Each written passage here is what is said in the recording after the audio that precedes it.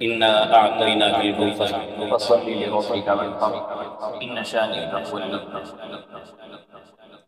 میرے اسلامی بھائی، اللہ رب العزت کا بے حد احسان و کرم ہے کہ اللہ رب العزت نے ہمیں عید الاضحیٰ کا موقع عنایت فرمایا۔ ہم تھوڑا سوچے اور ذہن پر زور لگائیں۔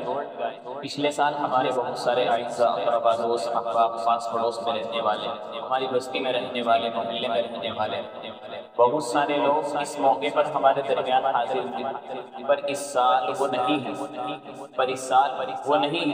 ان کا انتقال ہو چکا اور وہ اس دنیا سے چلے گئے۔ آئندہ آنے والا یہ موقع، آئندہ سال یہ موقع ہمیں نصیب ہو یا نہ ہو، کسی کو خبر نہیں۔ ہو سکتا ہے کفن بھی بازار میں آ چکا ہو، کب کس وقت کس حالت میں موت کا فرشتہ آ جائے کسی کو کچھ خبر نہیں۔ تو آج اللہ رب العزت نے موقع دیا ہے تو خوب اللہ رب العزت کی عبادت کرے اور اس کا شکر کرے اور اللہ رب العزت سے خوب دعائیں مانگیں۔ اللہ رب العزت نے ہم مسلمانوں کو سال میں دو تہوار عطا کیے ہیں، ایک عید الفطر ہے اور ایک عید الاضحیٰ ہے۔ عید الفطر تو اللہ رب العزت نے بندے کو حکم دیا تھا نماز کا، روزے کا، قرآن پاک کی تلاوت کرنے کا، تراویح کا، تو اس کے بدلے میں اللہ رب العزت نے خوشی کے طور پر عید الفطر کا موقع ہمیں عنایت فرمایا۔ عید الاضحیٰ ایک دوسرا عید کا موقع ہے، خوشی کا موقع ہے، وہ ہمیں عنایت فرمایا ہے۔ اصل میں وہ ایک یادگار ہے سیدنا ابراہیم علیہ السلام اور حضرت اسماعیل علیہ السلام۔ حضرت ابراہیم علیہ السلام نے اپنے بیٹے اسماعیل علیہ السلام کی قربانی پیش کی اور یہ قربانی اللہ رب العزت نے مانگی تھی اور یہ ادا اتنی پسند آئی کہ اللہ رب العزت نے قیامت تک اس کو جاری کر دیا اور اس کو جاری کر دیا۔ اگر دیکھا جائے کہ حضرت ابراہیم علیہ السلام کی پوری زندگی اکثر و بیشتر مصائب، آزمائش اور امتحانات سے گزرتی۔ سب سے پہلے تو ان کے یہاں کوئی اولاد بھی نہیں ہے، یہ بھی ایک امتحان کا وقت ہے اور ایک بڑی پریشانی کا سبب ہے۔ بڑھاپے کی حالت میں پہنچ چکے، روایت میں آتا ہے 82 87 92 95 سال کی عمر ہو چکی، لیکن ابھی تک ان کے یہاں کوئی اولاد نہیں ملا۔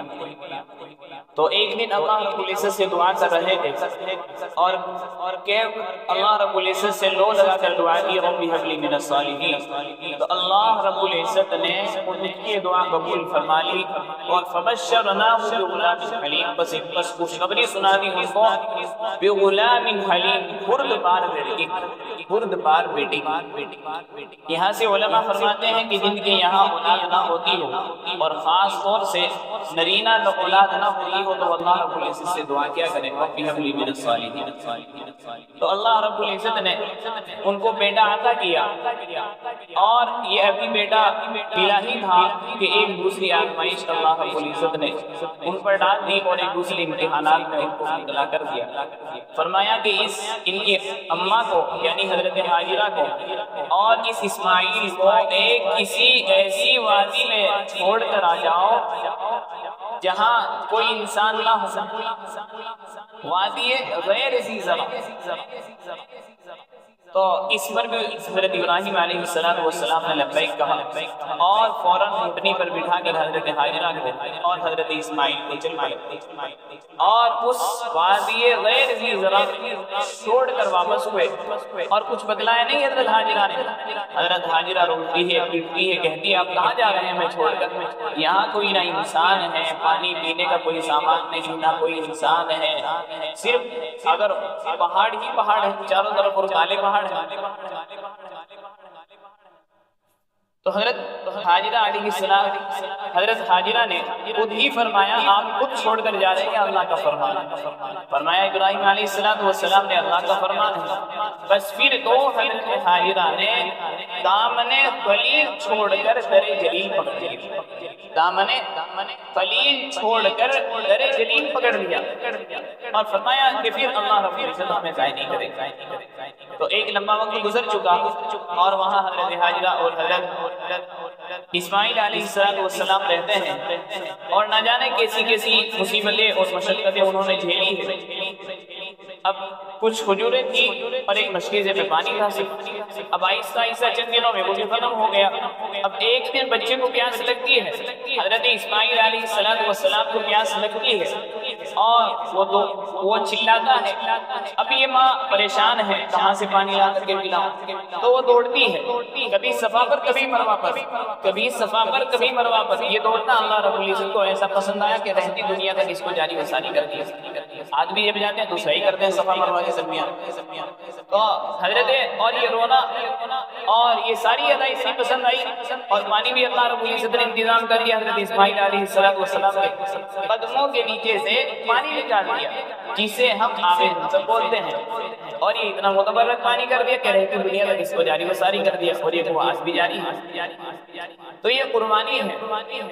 اب تقریباً بچہ 8 سال کا ہو چکا تھا، 7 سال کا ہو چکا تھا، تو اللہ رب العزت نے ایک اور امتحان لیا اور حضرت ابراہیم علیہ السلام کو خواب میں دکھلایا۔ قال انی فی المنام انی اذبحک فانظر ماذا تری، قال یا ابت افعل ما تؤمر ستجدنی ان شاء اللہ من الصابرین۔ قرآن پاک نے اس واقعے کا نقشہ کھینچا، فرماتے رات کو دکھلایا ابراہیم علیہ السلام کو کہ میں اسماعیل اپنے بیٹے کو ذبح کر رہا ہوں، اور انبیاء کا خواب بھی وہی ہوا کرتا ہے۔ تو حضرت ابراہیم علیہ السلام نے بیٹے سے فرمایا کہ بیٹے میں آپ کو ذبح کرتے ہوئے دیکھ رہا ہوں، آپ کا بتاؤ کیا فیصلہ ہے؟ فانظر ماذا تری، تو بیٹے نے فرمایا قال یا ابتی افعل ما تؤمر، افعل ما تؤمر ستجدنی ان شاء اللہ من الصابرین۔ اے بجان آپ کر گزریے جس کام کا آپ کو حکم ملا ہے، آپ کر گزریے، ستجدنی انشاءاللہ من الصابرین، انشاءاللہ صبر کرنے والوں سے پائے گا۔ تو حضرت ابراہیم علیہ السلام اسماعیل علیہ السلام کو لے کر چلے ذبح کرنے کے لیے۔ بیٹے نے فرمایا، اسماعیل نے فرمایا ابا جان میرے ہاتھ پیر اچھی طریقے سے باندھ لیجیے، پریشانی تو ہو، کبھی میں تڑپوں اور اتنی محبت جوش میں آ جائے اور آپ اس کام کو نہ کر سکیں۔ ایک میرا کرتا لے کر جائیے، یہ میری والدہ کو دے دیجیے، اور ایک چھری اچھی طرح تیز کر لیجیے، جب وہ میری گردن پر لیتے تو فوراً کاٹ دے، اور ایک مجھے الٹا لیٹائیے، گدی کی طرف سے مجھے ذبح کیجیے، کہیں میرا چہرہ اور آپ کا سامنے چہرہ اگر آپ گلے کی طرف سے ذبح کریں گے آمنے سامنے ہوگا، پھر محبت جوش میں نہ آ جائے اور آپ اس کام کو نہ کر سکیں، محبت کی وجہ سے اور آپ پیچھے ہٹ جائیں، یہ اللہ کا حکم۔ تو ابراہیم علیہ السلام نے ایسے ہی کیا، تو جیسے ذبح کر رہے تھے پڑھا بسم اللہ اللہ اکبر، فوراً حضرت جبرائیل علیہ السلام نے کہا لا الہ الا اللہ واللہ اللہ اکبر۔ اسماعیل علیہ السلام نے کہا اللہ اکبر وللہ الحمد۔ یہ ادا اتنی پسند آ گئی کہ اللہ رب العزت نے اس کو جاری و ساری کر دیا قیامت تک کے لیے۔ یہ تکبیرات تشریق ہے، اور 9 ذی الحجہ کی صبح فجر سے لے کر 13 ذی الحجہ کی اصل تک پڑھی جاتی ہے۔ تو یہ قربانی ہے، یہ کیا ہے؟ یہ قربانی ہے۔ جس وقت ذبح کر رہے تھے آسمانوں میں بھی کوہرام مچا ہوا تھا، آسمان کے فرشتے بھی رو رہے تھے، دو مرتبہ آسمان کے فرشتے روئے ہیں، 2 مرتبہ روایت میں آتا ہے۔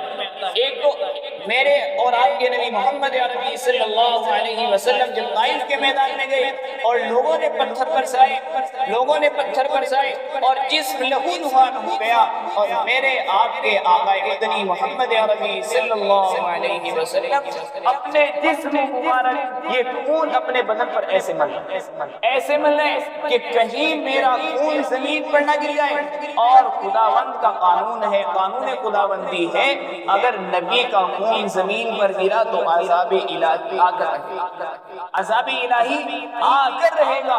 ایک تو اس دن آسمان کے فرشتے رو رہے تھے، اور ایک دن یہ ہے کہ ابراہیم علیہ السلام اپنے بیٹے اسماعیل کو ذبح کر رہے ہیں، اور فرشتے کہہ رہے ہیں کہ یہ بوڑھا آدمی ضعیف آدمی اپنے معصوم بچے کو لگتے جگر کو کیسے ذبح کر رہا تھا۔ تو اصل قربانی ہے یہ اللہ، حضرت ابراہیم علیہ السلام نے اپنے سب سے زیادہ محبت کا جو فرزند تھا، قیمتی سرمایہ تھا، اس کی قربانی پیش کی، آج ہم سے بھی قربانی مانگی جا رہی ہے لیکن صرف چند روپیے سے ہمارا حصہ ہو جاتا ہے، تو اس میں بالکل بھی گریز نہ کریں، اس میں بالکل بھی گریز نہ کریں، اچھے سے اچھا جانور خریدے اور اچھے سے اچھے طریقے سے ہم قربانی کو پیش کریں، دل میں صرف اخلاص ہو للہیت، صرف اخلاص ہو للہیت ہو، گوشت کھانے کا ذرہ برابر بھی دل میں شبہ نہ ہو۔ ایسا میں کہتا ہوں اور میں سمجھتا ہوں جہاں تک کہ جب ہم قربانی کریں تو دل میں یہ خیال ہو کہ اگر یہ سارا کا سارا گوشت بھی ہمیں تقسیم اور غربا میں دینا پڑ جائے، صدقہ کرنا پڑ جائے، پھر بھی دل میں کوئی ملال نہ، پھر بھی دل میں کوئی ملال نہ۔ تو یہ چند باتیں ہیں، اللہ رب العزت ہم کی توفیق عطا فرمائے۔ ایک بات یاد کرنی ہے کہ آج بقرعید ہے اور جانور کا بہت سارے فضلات ہیں، بہت ساری چیزیں ایسی ہوتی ہیں جو سامنے نہیں لائی جاتی، اللہ کے واسطے انہیں ادھر ادھر ضائع نہ کریں، اس سے گندگی پھیلتی۔ اسلام میں ان اللہ نصیب یحب النظافہ، اللہ رب العزت پاکیزہ ہے اور پاکیزگی کو پسند کرتے ہیں۔ الطہور نصف الایمان، صفائی کا خاص طور سے خیال رکھا گیا ہے، ایمان کے اندر ہماری شریعت نے خاص طور سے بتلایا گیا کہ صفائی ستھرائی، تو اس لیے امید ہے کہ انشاءاللہ تعالی صفائی کا ہم تمام اہتمام رکھیں گے اور گندگی نہیں پھیلائیں گے، گندگی بالکل بھی نہیں پھیلائیں گے، اس سے اپنے آپ بھی تکلیف ہوتی ہے اور دوسرے لوگوں کو بھی تکلیف ہوتی ہے۔ اللہ